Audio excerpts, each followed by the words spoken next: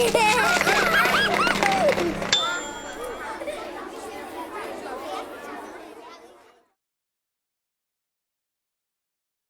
morning, good morning. Welcome to day 3 of CMC and our annual Animation Assemble, the second now on the internet, where unfortunately it's not as sunny as Sheffield can sometimes be at this time of the year. My name is Beth Parker. For those of you who don't know me, I'm a freelance exec producer and I'm also co-chair of Animated Women UK. So today's session is titled Talent and Tunes. We've got a great panelist coming up. Our sponsor is Animation UK, the UK trade body and voice of the UK animation sector on all things policy and advocacy. They're sponsoring today's session and have been instrumental in producing it too. CMC is very grateful for their support on all levels, but of course, the sponsorship is especially vital so that we can continue conversations like today's. Some info about content to start with. If you've missed any of yesterday's live stream sessions, they're all back on the platform now as recordings. Just find them in the timetable and click through if you want to watch them. They'll be there all summer, whatever summer is these days, as will our session today. So I guess that's around about September time. Thinking about was in the video library that you really should check out. Again, you have all summer to do it. I would highly recommend The Art of Character Design with Ken Anderson. It's a brilliant masterclass as he designs before our very eyes. And 2 of the Back to the Beginning videos with Sarah Fell, who's on our panel today, and Nick Park, talking about how they got started. And if you're looking for business insights, there's the Focus on strand this year on working with Canada, India, and how to make stories work in China. If you fancy some networking, this session has a follow-up in Wonder, the CMC networking platform. Just go along there as soon as we finish and you can meet some of the speakers, ask further questions, and so on. And at lunchtime from 1 till 2, Vanessa Brookman from Warner Media is hosting the informal get-together in Wonder. She's invited some of her mates along and you're all invited to join that too. Don't forget to use the Chrome browser to get into Wonder, and the link is as usual in the text below this live stream. So after all of that, let's assemble. Good morning to all of our speakers. I'm going to go around the table and let them all introduce themselves, give them a few seconds to talk about themselves and what they do. I'm going to start with you, Sarah, as you're just underneath me. Hello, good morning, everybody. I am Sarah Fell. I work for Warner Media. I'm head of original animation for kids and family in EMEA and Hanna-Barbera Studios. Thank you, Sarah. Darren? Hi, everyone, and welcome. I'm Darren Nate, and I am responsible for all film acquisitions and kids content acquisitions and co-productions at ITV. Chris? Hey, good morning. I'm Chris Rose. I work at Viacom CBS. I'm the Vice President of Production and Development for live action and animation. So we develop and produce animated and live action content for the Nickelodeon international channels all around the world. And Greg? Good morning. Yeah, I'm Greg Boardman from Three Stones Media. We're a very small independent, and we've kind of been the guiding force as producers behind the Arrested Mouse series and the Apple Tree House series for CBeebies. Thank you, and a very warm welcome to Dominique. It's her first time at CMC. Please be kind. You don't have to be. You don't have to be. Hello, everyone. Dominique Bazet. I am based in Amsterdam. I work for Netflix. I'm in charge of original animated series that are made by independent producers such as yourselves. So I'm psyched to be here today. Thanks, everybody. So today, Talent and Tunes, and building on the conference theme together, we're going to be talking a little bit about how we can work together to create quality content for our kids. So we're going to sort of talk a little bit about content strategy, we're going to talk a little bit about talent, and we're going to talk a little bit about opportunities. But let's start with content. And I'm going to ask an obvious question, maybe to those of us in the animation business, but not to everybody. Chris, I'm going to start with you. Why is animation central to your business? Thanks, Beth. Well, obviously, animation is the cornerstone of Nickelodeon. The playful, imaginative worlds are often more appealing to kids. At Nick, we tell fantastical stories, but in a kid-relatable way, and always from their point of view. So even if we have adult characters, they often have a childlike point of view of the world, much like SpongeBob. Last week, we launched the second series of our animated sitcom, It's Pony, about two best friends, ordinary but very funny everyday stories, but with added pony.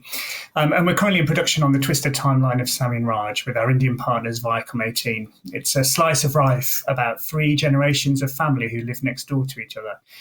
Now, you might think that's big enough in itself, but the Nickelodeon twist is that the 2 lead kids have an app on their phone that can manipulate time. To your point, it's been a truly collaborative process working with the teams in India, producing our first Indian co-production in a pandemic. Recording and animating remotely has certainly been a challenge, but an incredibly rewarding and unifying experience. Thanks, Chris. I'm going to ask the same question to Dominique. How is animation central to the Netflix business? Well, it's a super important part of what we do. We're a global platform, as you know, and over half of our members, something like 60% of our members, watch kids and family content every month, and so animation is a huge part of that.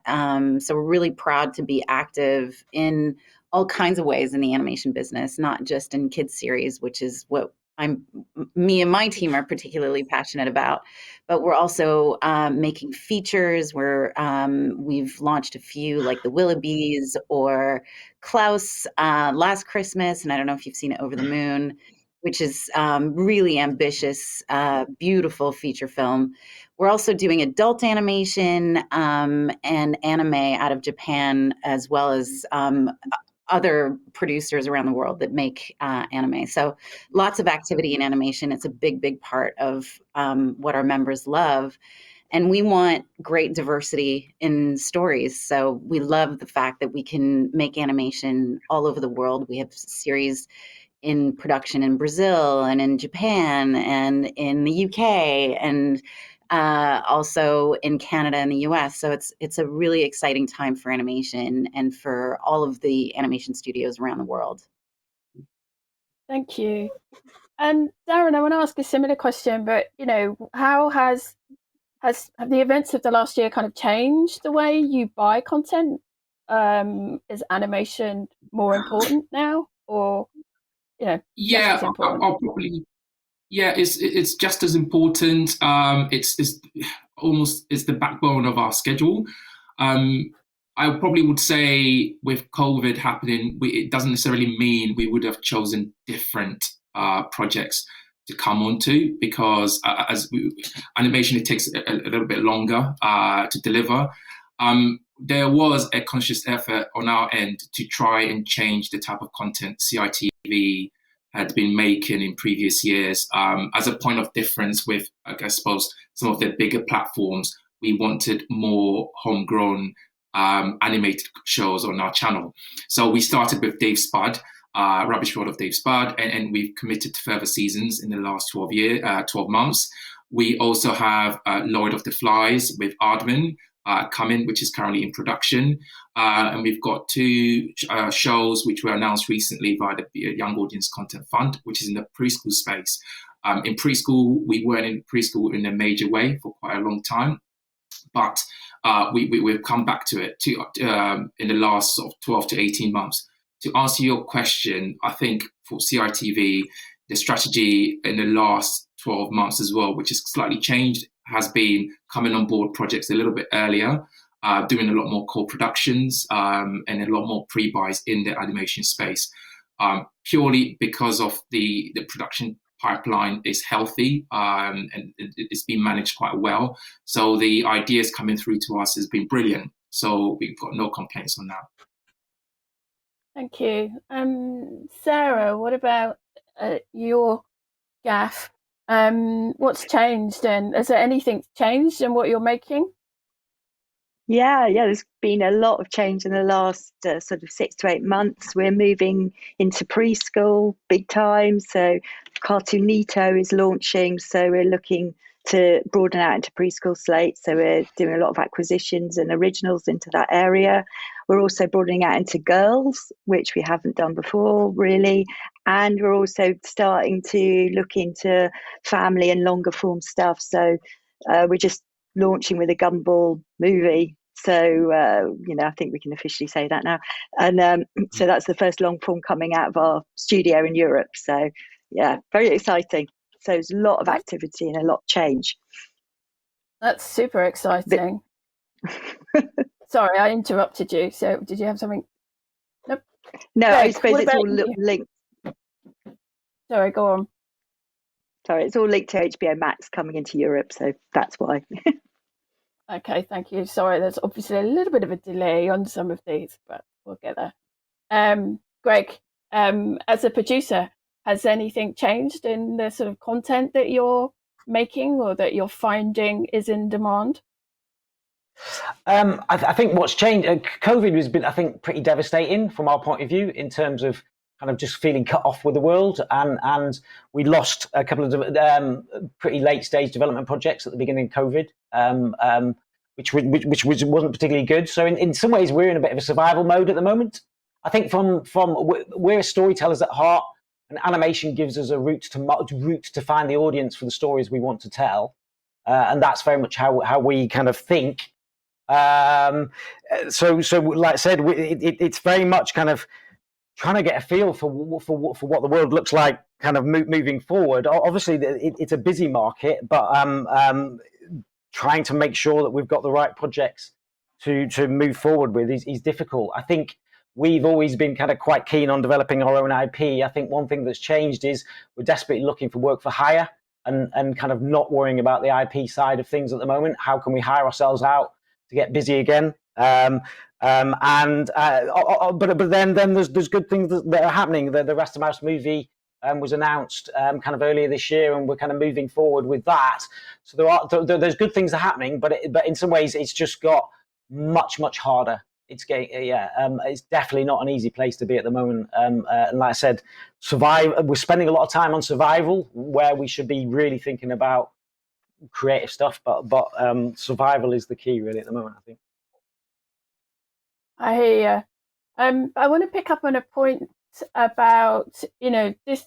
One of the things that has kind of come through this last year, we've been a lot more receptive perhaps to the different voices that need to be heard and the different stories that need to be told.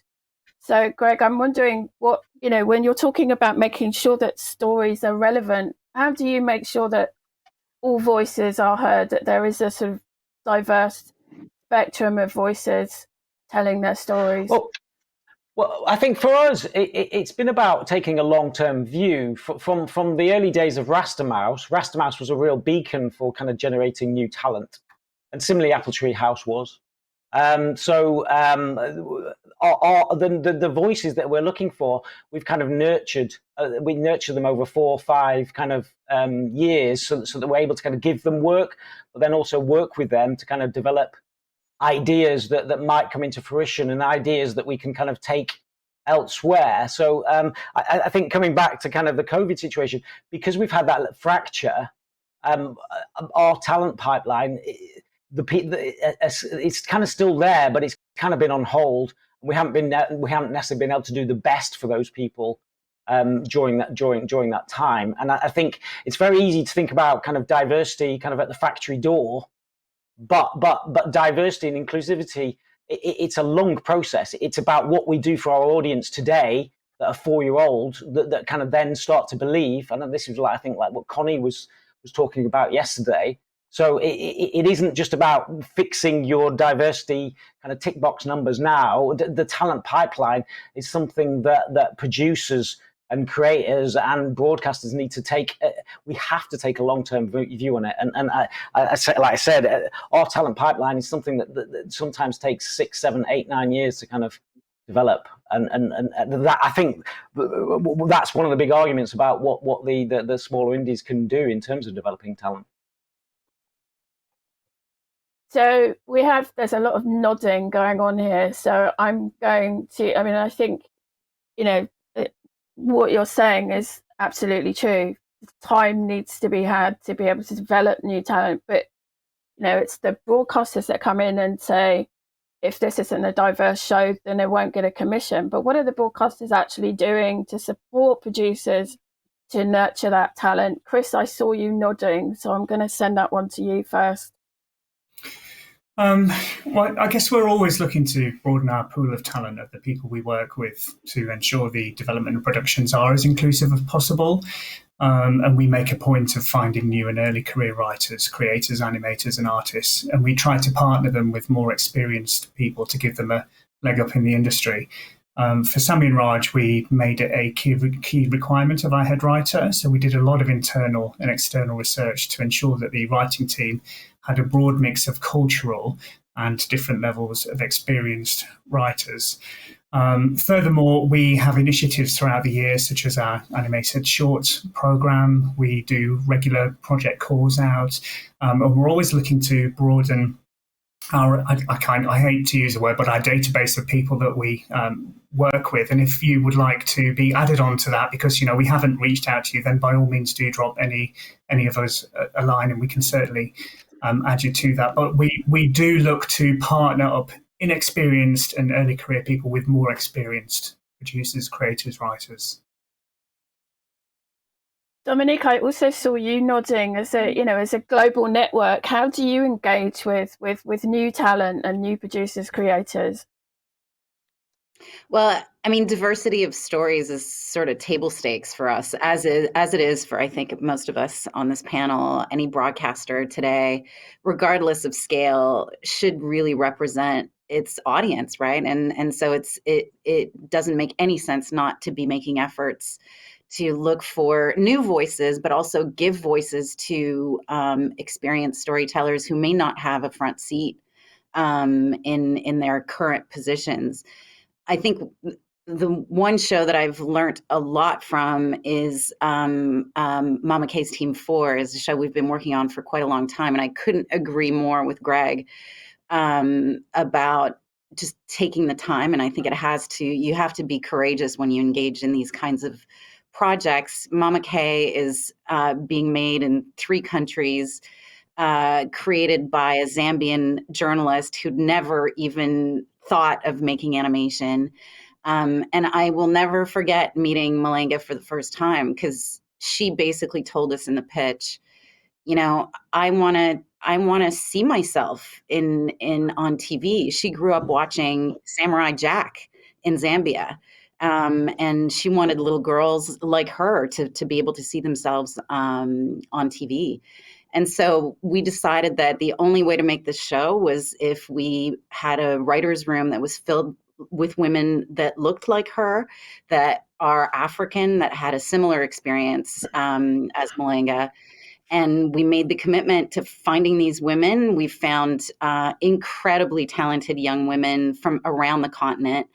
But it took a lot more time than it would a normal series. So you have to make the commitment to it.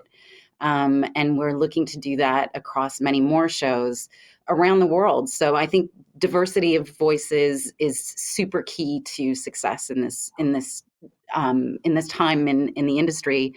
I think audiences everywhere expect it. Yeah, absolutely. Thank you. Darren, I want to come to you as a kind of more local broadcaster. Britain is an immensely diverse country, but we're still not really seeing it on the screens. So what opportunities do you think there are or aren't for new voices to come through? Yeah, I think it's a shame that we've been talking about diversity and inclusion for quite some time, and we're still such a long way from achieving that. As already been said, we as a country, our audience expects it. Actually, globally, the audience expects it. Producers are working really hard to deliver that. For broadcasters, we try and we push incredibly hard to make sure that these are the. When we talk about diversity being a trend, I tend not to like that because trend suggests something that will come in and out of trend. It's not. It should just be natural. It should be something that just happens. To your point, ITV, we have we call it a diversity and inclusion acceleration plan. But the key thing is we work with the producers in terms of trying to deliver on diversity off camera, especially. So in terms of the writers' rooms, when the stories are being written and when you're crewing up for production, it's important to think about that and not just on-screen diversity, because there are certain cultural sensitivities that writers need to think about, and having a diverse writers' room helps. It's been proven that helps. On the timeline where Greg mentioned about the time it takes to bring in new talent, we at ITV, we're happy to work with the producers and give it as much time as possible in getting the right talent through, rather than rushing something through if it's not right. Obviously, sometimes you work as hard as you can and you can't meet that goal, but we're prepared to work with writers and producers in achieving this. I should also give a huge shout out to John Mason at Jollywise for his secret story draw competition, which it basically, in essence, is to bring in first-time sort of entry-level animators and illustrators from the BME background. I think it's an absolutely fantastic initiative, and I hope the whole industry will support it going forward in the years to come. Absolutely agree. Absolutely. Sarah, you guys have been doing a lot to kind of make sure stuff is made here in the UK, and you've had the studio, but and I know you've done a lot to kind of try and nurture new talent, but moving forward, so what other opportunities are there for new talent to come and work with you, and different voices, diverse voices to come and work with you? Yeah, we're just starting to look at bringing shorts programming here, because we believe that might be a really good way of getting younger artists the experience to try and make shows. So the US are running a program called Cartoons, and we're just in the process of trying to bring that into the UK. We really think that's a good way of getting people to make a short. I mean, we just lost the shorts, didn't we, sort of years ago, and it feels like that was a basic way that we used to try our talent, and we're looking to get that back. And I know Nickelodeon do that, and I know Netflix do it as well, and I think it's a fantastic thing to do. So yeah, we're looking at that, and also just going out and meeting as many people as you can and taking every lead you can get, with all the artists. And I think what's really important, I think Darren mentioned that, is behind screen talent.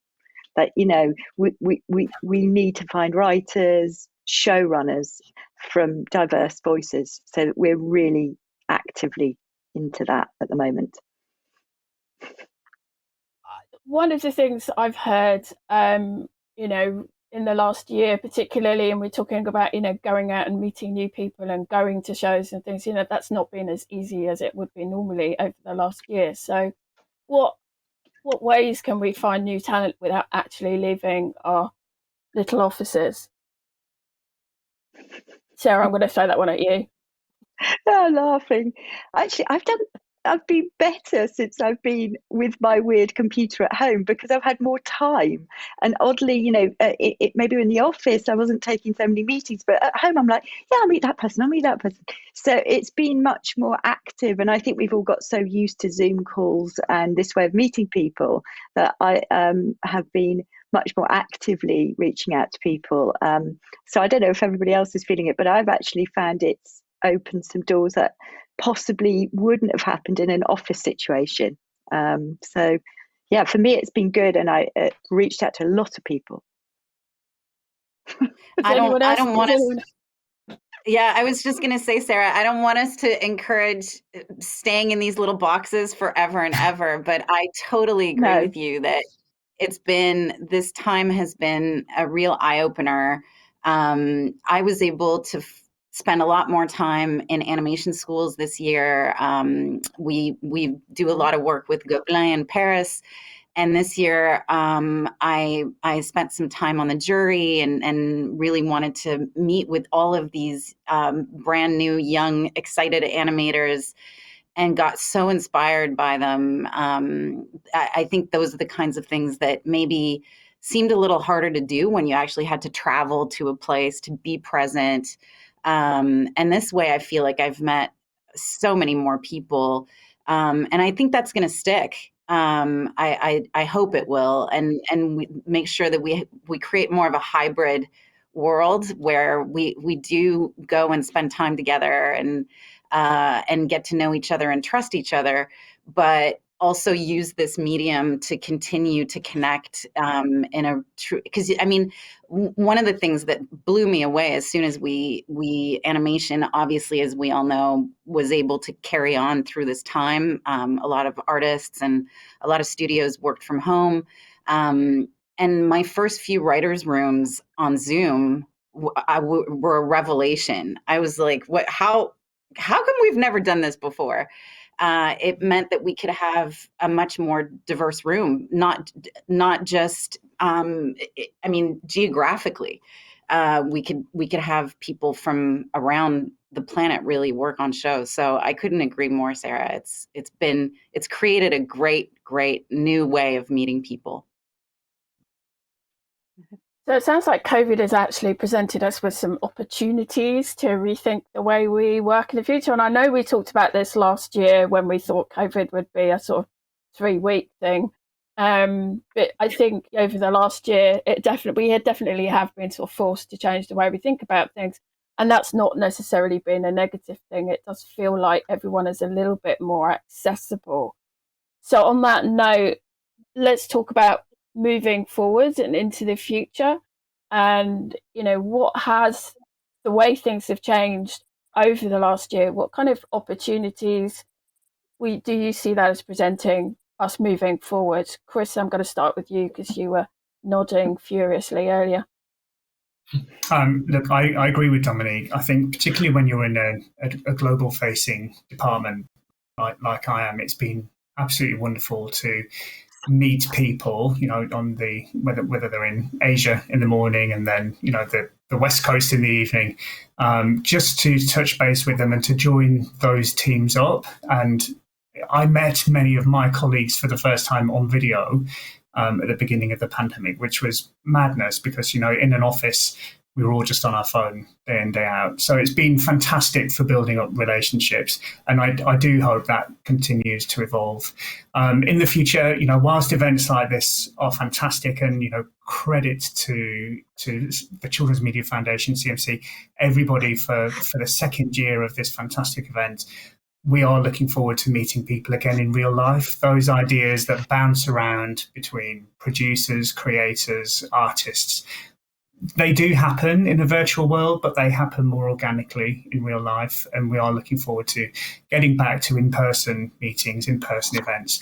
But I do hope that, as Dominique was just saying there, writers' rooms have been fantastic to join, other creative workshops as well. I've had the opportunity to work with so many different people from all around the world over the last 18 months, and it's just felt much more organic as a result of the tech. So I'm pleased that we've been able to use the tech in this really difficult situation to a huge advantage. Thank you.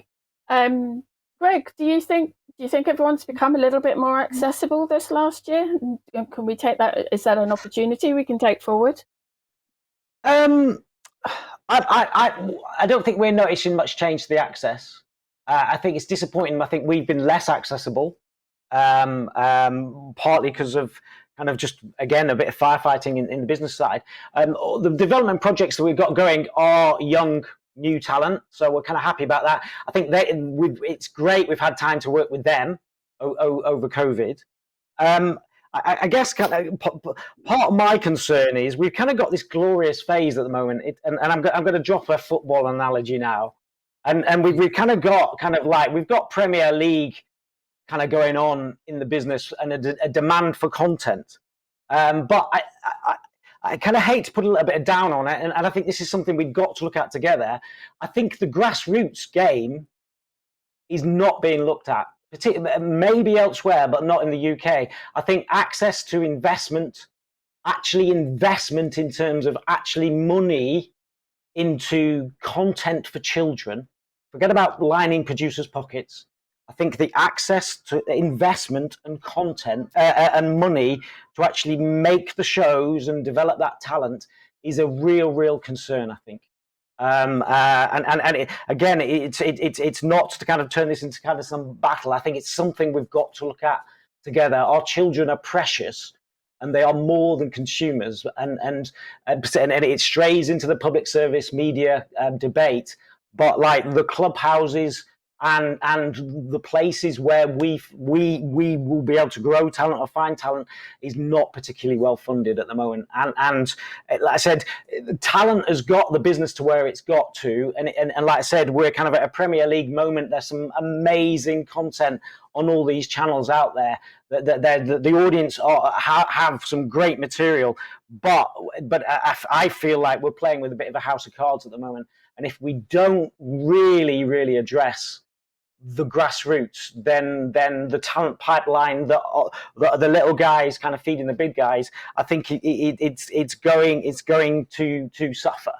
And so, in some ways, one of my pleas is that whilst working together, we need to celebrate what the big guys are doing, but we can't all play by the big guys' rules. We've got to at least look at what their little guys' rules are as well, so that we can produce the talent and come up and take the risks on the talent and have those kind of crazy left field ideas that might become kind of big, really. And so that would be my plea, because I think looking back at Rastermouse, we couldn't take the risk now that we took on Rastermouse. The amount of money that we put into kind of developing Rastermouse to get it to the point of commissioning, we just could not do that anymore. We just can't, and that stifles our ability to be able to be creative. I'm going to pick up on that point. Actually, there is a final question that we've got in a couple of minutes that will address some of that. But I think it would be good just to sort of reflect on the future opportunities that can be lessons from what we've had over the last year. So, Darren, I'd just like to give you the opportunity to speak on that. Yeah, Greg, I totally hear what you're saying, and it's a really impassioned comment, and I think you're totally right on the grassroots level. I think on our side, the last few years, I think I mentioned at the very beginning actually of this panel about CITV and ITV in general just trying to have more UK content or content that reflects the lives of UK kids. We are a UK channel. We don't have international platforms. We super serve UK kids, and so our remit, our responsibility is to UK kids. Hence, why we've been trying to do more.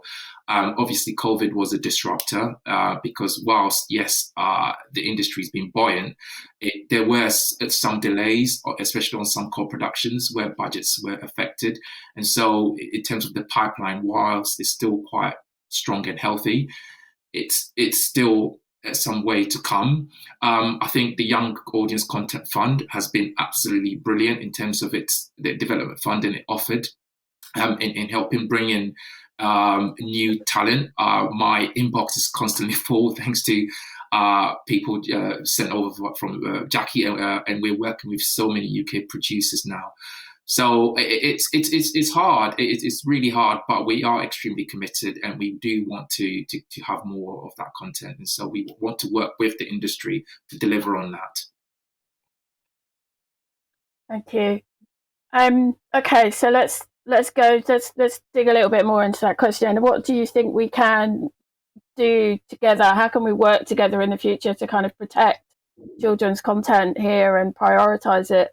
I mean, Dominique, I'll go to you as a as one of the big guys? Yeah, I think I also really admire what Greg was saying, because I think when we're often referred to as the big guys, but I think that for children who are watching, whether they're watching on streaming on Netflix or on other streaming platforms or on local television, as I said before, I think what's relevant for kids everywhere is for them to see themselves in the content that they see, that they choose or that they watch. And that's really true in the UK. It's really true in Canada. It's really true in Australia.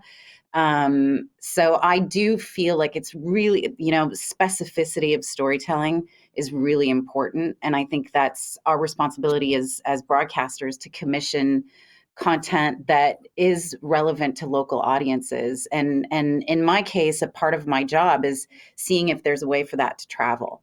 I'm going to mix your last two questions in a way, is that, my passion right now is to make sure to really push for more women behind the scenes. I think that, to Darren's point earlier, it's not just about who's writing the stories or who's on screen. It's also who is choosing the stories and who's making them. And I think we need way more women to direct in animation. We need more female animators. So that's something that I care a lot personally. And then I hope that women will push to tell local stories. And how we work together in that is really, really important. I totally dig the CMC's theme this year of working together, because I think it's a responsibility on everyone, on independent producers, on ourselves as commissioners, on animation schools, to make sure programs are adapting to the business, not just sticking to curriculum that's been taught for decades and decades. Things we all have to move this ball forward. And we're super committed to making sure kids see themselves. And I think that's true of local stories, global stories, and who gets to tell the story. Thank you. Sarah, I can see you nodding. Do you want to continue, add to that? Yeah, How do we... I'm just loving it. I'm loving Dominique's thing about women. I 100% agree. Really? I can't believe we're still having this conversation. To try and get women to direct behind the camera. We all know there are not enough women directors, and it's us. We've got to support them to try and do it. And it's my passion as well to help this happen. Having been in the industry as a woman for so long, I would like to make sure that we leave a little bit of a legacy that for the next generation it's going to be easier than for us. So I'm hoping that will work. So yeah, I'm nodding on that factor. No, I absolutely agree. And it's if we've got more women behind the scenes, then there will be more girls encouraged to come through into the business, and that will diversify the content, and will make sure that we're telling different stories for our kids. But what do you think, Sarah, we should be doing to kind of protect children's content here as we move forward and out of the sort of COVID crisis and anything else that the UK has to offer? Yeah, I really think the grassroots point is incredibly interesting that Greg was mentioning there. I grew up in animation schools in the UK. I was taught here. My career has been here, and I do feel that we have to look at grassroots. Talent is going to be the big thing that I think is coming. We've got big volume, and we want to make sure we can make create as much as we can in the UK, but then we're going to have to make sure we've got the talent coming through to consistently do that. And you're right, we have to be looking at smaller production companies who can build that base. We also have to be in universities a lot, talking to them about where the next generation is coming from. how is the next generation going to come through? We need shorts, we need smaller bits of commissioning to allow that to happen with less stress for them to come through the system. So for me, I think it really goes down to the next generation of talent, who they are and where they're going to come from. Yeah, I agree. Chris, anything you want to add to that? Yeah, look, I'd love to work together with my peers to support diversity from the grassroots so that the talent pool is there for the future. And I think we can and we must work harder to make sure that we include creators with disability in content across all platforms. Personally, it's been great to see better representation of LGBTQI plus characters in kids' shows, and I'd love to see how we can encourage that even more. Just as a side note, as a business, we're working closely with the Media Trust and other organisations which focus on D&I. We're taking part in several initiatives, including one called When I Grow Up, where we give the opportunity for a 14 to 16-year-old from an underrepresented community to spend a day with Viacom CBS teams. And we're also doing See Yourself on Screen, which is a series of kids' TV shows created by children, supported by expert mentors. And I think what we can do together, we can share best practices. We need to keep a kids first mentality. And I think we need to allow new IP and new businesses to flourish. Audiences can take time to build. Some of the most recent successful shows really took a bit of time to bed in. So I think we need to learn to be a little bit more patient and use, contemporary hits, reboots, spin-offs to support those original ideas so that new creators and ideas can find a voice in their footing. Thank you. Any of the panel? Greg putting a hand up. I was going to say, anyone want to add anything to that, Greg? So yeah, it's great to hear that from everybody. One thing I would say is, obviously, we're kind of supportive of you as commissioners. We need you as commissioners, and I guess some of the challenge for us all in that together is we know you get it. We know the commissioners get it. We as business people, a strong business base is the key to all this. That's a given. Nobody's asking for handouts. Nobody's asking for free money. But the key is, I think we all need to talk to our business departments and our shareholders and investors and go, making great content for children is key, and not to squeeze the kids' budget into that last 5-10% of what a corporation is doing. It's really, really vital that, again, and this is about together, what do you need as commissioners for other people to come along and kind of shake your kind of business heads and go, we've got to invest in our children. And that, again, yeah, sorry, I've got to shut up, banging on. There we go. No, I think actually that's a really good question to end on, and I'm going to let the broadcasters answer that question for you. Let's start with Darren.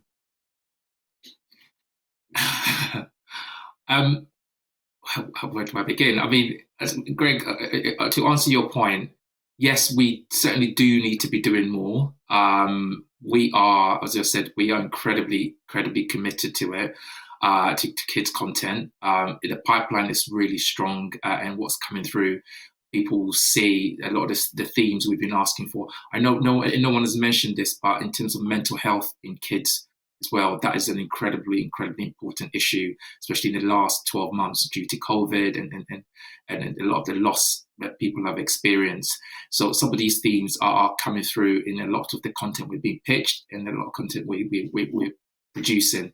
Now, to Greg's point about the corporate level and putting heads together, we actually increased our budgets to work with the Young Audience Fund when it was created. We're still committed to it, and I appreciate there are changes at the fund in terms of what the government has decided to do. However, one thing I would say is, in terms of the shows that we committed ourselves to, we would still be working with those producers on those shows regardless of the fund.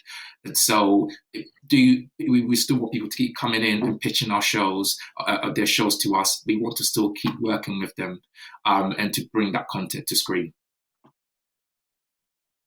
Thank you. Anyone else want a last word? Chris, Dominique, Sarah? I can just add that, and Chris, I'll be 2 seconds. I think that for it's a little bit different for Chris and Sarah and myself probably than Darren's situation, where we are dedicated teams to that are, have a pretty major dedication to animation and to kids content. I'm really proud that throughout all of this consolidation in the last little while, there's been a lot of changes in these in Warner Media and in Viacom, and lots of changes also in our own structure at Netflix. But I'm super psyched to see the continued commitment to kids content by these corporations, and continuing to hire really great people who know what they're doing, who've been in the business for a long time, like all of us on this panel. And commit to really continuing to entertain kids everywhere. So I'm very proud of this time in animation, and I hear Greg's point. I just think that there is a commitment out there that is only growing, in my opinion. So I think it's a good time. Thank you. Chris, do you want to add? Yeah, I was just going to add, obviously, we are taking great steps as a business to really think about who our audience is, how we interact with them, how we engage with them. Last year, we introduced a no diversity, no commission policy. So we do work with producers and businesses to make sure that there are all levels of experience and cultural backgrounds and inclusive roles in each production, not just within the production teams, but at heads of department. So it is something that we are taking huge steps to addressing, and we will continue to do so. Thank you. Sarah, last word. I think there is a huge, to follow on from this, a huge commitment from Warner I'm seeing on the kids and family side. I mean, bigger than we've ever seen before.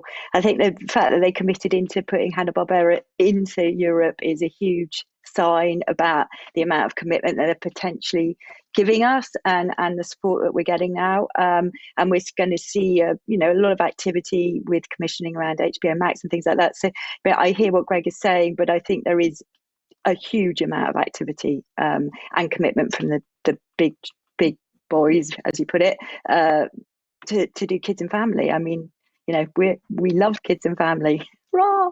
But yeah, Greg, we're listening. Okay. Thank you, everybody. I think we've all heard. Right, we have a few minutes for audience questions. I see, this is why I keep turning my head.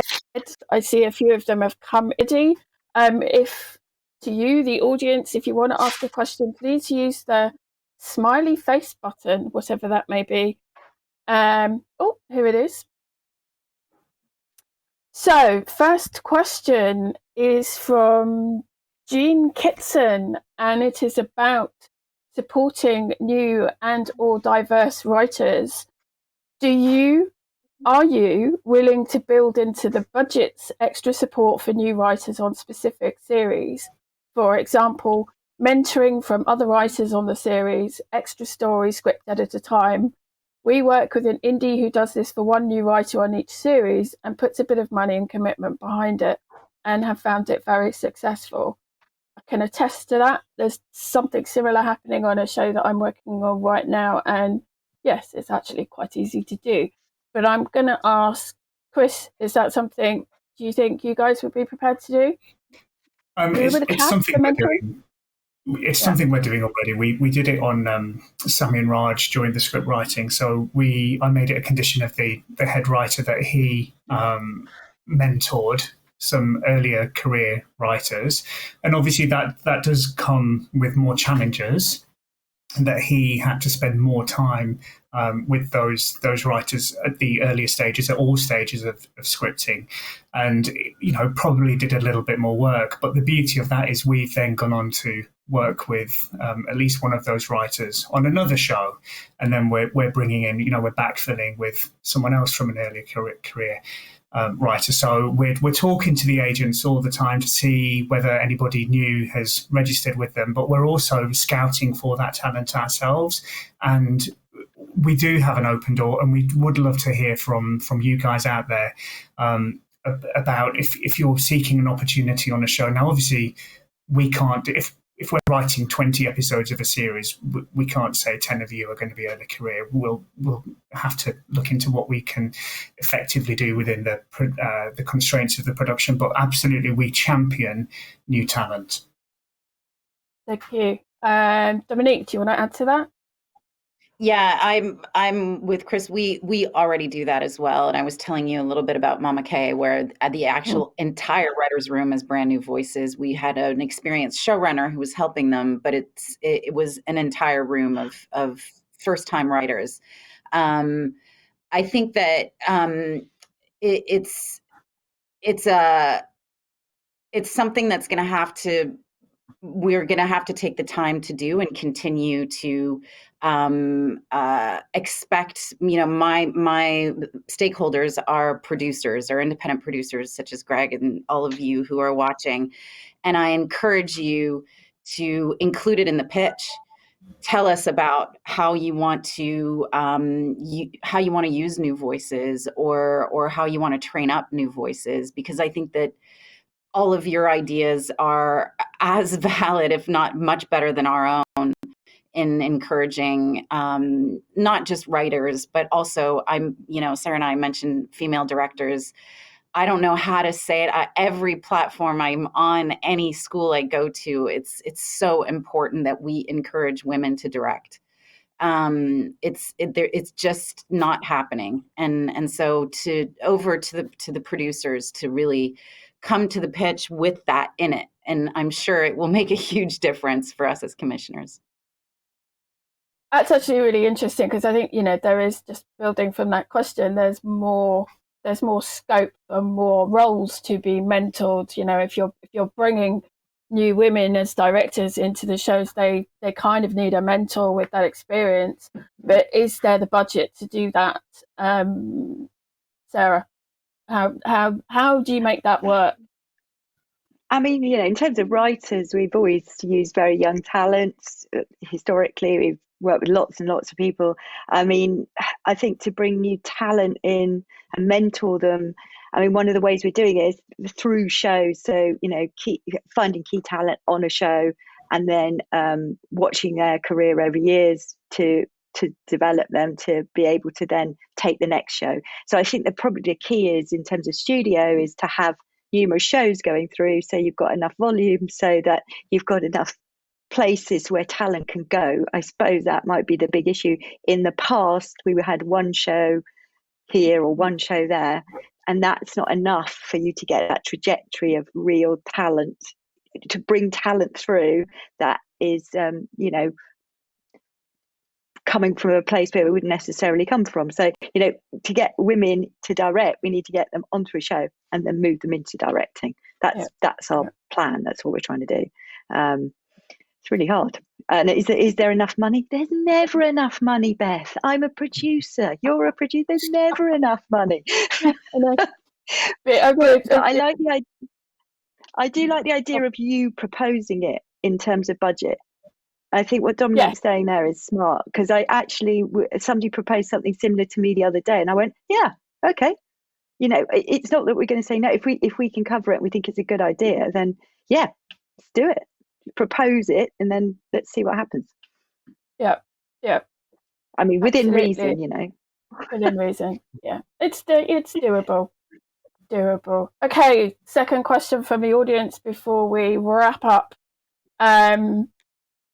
It's the usual one. What's your advice for new writers, production companies in the kids media industry for getting our pitches seen by ourselves, and how can we contact panelists? Darren, I'm going to start with you. How does a producer pitch to you? Yeah, sure. I mean, my email address you can have access to it. I'm more than happy to speak to people, either via LinkedIn. Thanks to COVID, that's a terrible thing to say. But due to COVID, I'll probably say we are attending more markets than ever. We were doing Cartoon Forum for the first time. We are slowly ramping up in terms of what we do. So in terms of access, certainly we're always available. To pitch, obviously, I would prefer it if we're meeting face to face, but happy for people to pitch via Zoom. So just send me an email, and we can get some time in and have a conversation. Thank you, Chris. How do we grab you? You can drop us an email. We have an email address that goes to the animation development team, which is submissions@nickelodeon.com. Please keep your pitch short. We prefer like half a page to a page of a kind of gem of an idea, the nucleus of an idea. We don't need a script. We don't need a glossy Bible. We certainly don't need any animation. That's something that we would like to partner with you to develop. So the earlier, the better for pitching to us. Dominique, is there a way in to Netflix? Yeah, and we're really psyched to have quite a few people in London, actually, for UK producers. Alexi Wheeler, you all know very well. Will Cartwright Harwood also, and Pooja Patel are in London, and they're roaming around these Zooms this week. I'm based in Amsterdam. I'm also available for Zoom pitches, and I couldn't agree more with Chris about really finding the heart of your pitch. Keep it short. Why is this show important, and to whom? I think it's really important to tell us who's the audience for this. Why do you think this is really important for the audience, whether it's a local audience or a global one? I think it's just really important to be able to tell us clearly who's the intended audience. I think we tend to overlook that a lot. So we love great big characters and character-driven stories for a specific audience. Yeah, I think that's really important. What are you trying to say to people? Sarah? Yeah, we have quite an open door policy. You can email me or find me on LinkedIn, and Zia Bales is my other partner in crime. I think she's doing a number of talks here as well. So I'll be originals and Zia's for acquisitions, co-pros and pre-buys. We're also for live action would be Vanessa and Sabrina. So we're contactable. We will read pitches and we'll get back. And like the others are saying, yes, less is more. Often, less is more. We like to take things much earlier, especially in originals. Whole point would be to develop it with you. So, yes. Okay, thank you, everybody. I'm being asked to wrap up by 11:56, and it's 11:57. So thank you, everyone, including Animation UK, for sponsoring this channel. Thank you to all of our speakers. Your input has been absolutely invaluable. There have been a lot of questions asked in the Q&A session that we just haven't had time to answer. But if you'd like to wander over to Wonder after this, the short video that's coming next, then we'll keep the conversation going there. Next up today is the BBC Commissioner session at 2 p.m. But we do have a little treat, and it is a treat. I recommend you stay and watch this before you go.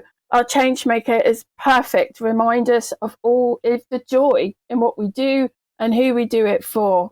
He's an 11-year-old artist who's making huge waves on YouTube and Instagram with his endless doodling imagination and amazing characters.